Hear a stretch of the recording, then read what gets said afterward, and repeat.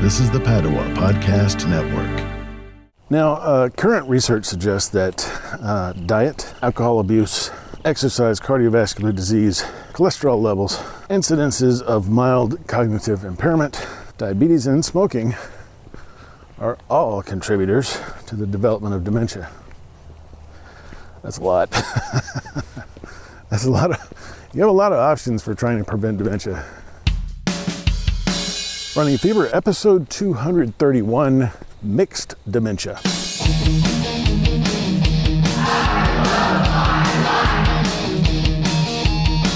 Well, welcome to Running Fever. My name's Michael Davis. This is a podcast about fitness, diet, and medicine. The goal is to live a healthy, happy, long and active life right up to the very end. Something is rustling, making a lot of noise over there in the bushes. I don't know, maybe it's a human. Animals will usually either freeze or take off running. This one's kind of doing neither. I don't know. Anyway, long, healthy, happy, active life right up to the very end if you can dig it. Stick right here, we'll get there together. Well, we've had a couple of interruptions in our series on dementia, and I apologize for that, but they were time sensitive, more time sensitive, either about COVID or my annual physical, which would, not be appropriate to probably publish a year after it happened. I'll already have had my... Anyway, welcome to the 8th of our 17-part series on dementia. About 50 million people suffer from dementia worldwide, and it's a debilitating disease. But it may be preventable. And so I've set out to learn as much as I can. And of course, as always, bring you along with me. And part 3, I went through the portion of the many types of dementia. And we're going to have separate episodes on the most common of these. And this is the 5th and final of that series. And it's about mixed dementia, or abbreviated LBD, I'm sorry. Let's not abbreviate it at all. Let's just call it mixed dementia. It's also sometimes known clinically as dementia multifactorial, as the name suggests. People with this type suffer from more than one type or cause of dementia. The most common is Alzheimer's and vascular. Which makes a lot of sense because they're the most common forms of dementia, but frontal temporal, FTD, may be a component, and sometimes mixed dementia can combine Alzheimer's, vascular, and Lewy body dementia, all three at once. Autopsy studies show that most people with dementia aged 80 or older probably had mixed dementia. Many researchers are emphasizing that mixed dementia is clinically important because the combination of two dementia conditions may speed up the progression of dementia or have a compound greater impact on the brain. Prevention is really just trying to reduce the risk factors of dementia in general. And since mixed dementia could include any of the types we mentioned, this would be a good guide for prevention of dementia in general.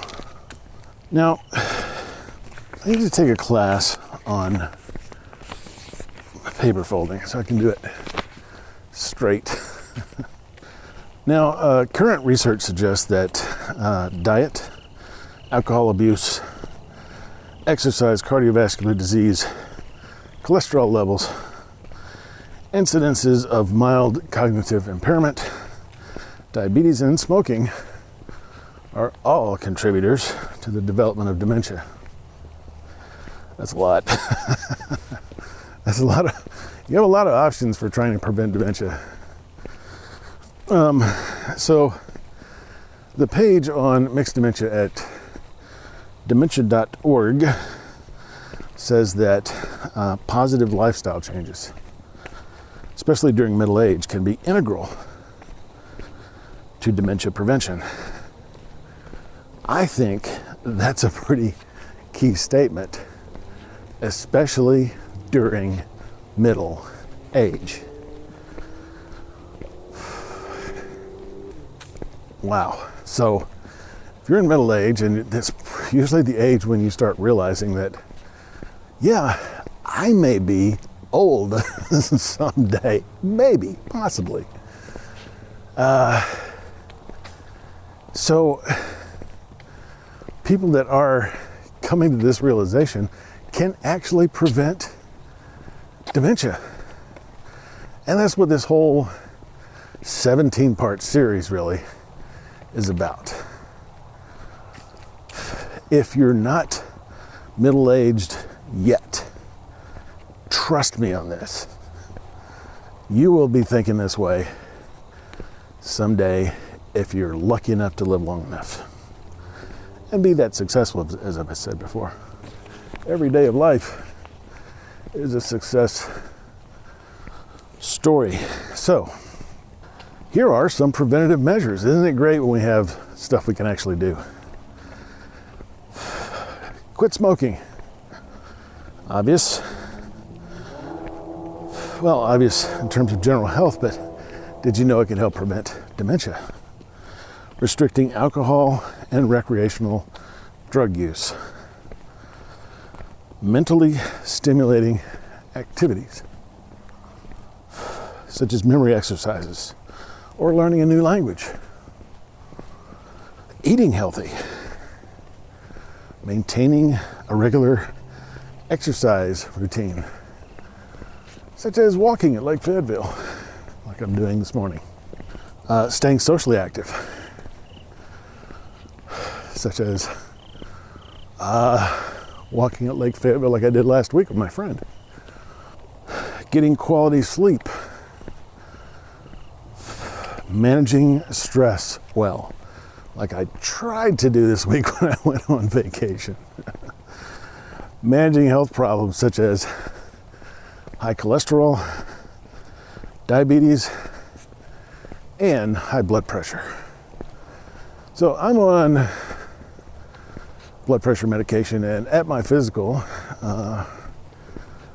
there was no talk about that. So I guess I'm doing well with that, but cholesterol was borderline. And that's kind of been pretty regular with me, although a couple of years ago I had a high reading in my biometrics test, a biometric screening. They were checking cholesterol somehow. Now, I can imagine that mixed dementia just makes a tough diagnosis even tougher. I mean, it seems that most of the time, patients are diagnosed with only one type, and only after death, if it's is it determined that they have the multiple types of dementia that we're talking about today. So the same goes for treatment and prevention. But having finished our study of the 5 most common dementias, it seems to me that vascular dementia is probably the most preventable of the 5. And there's synergy with preventing the number 1 cause of death, cardiovascular disease. So my takeaway before doing anything else is to make sure I'm taking care of my heart and circulatory system. Next time we're going to talk more about prevention in what may be my favorite episode of the series.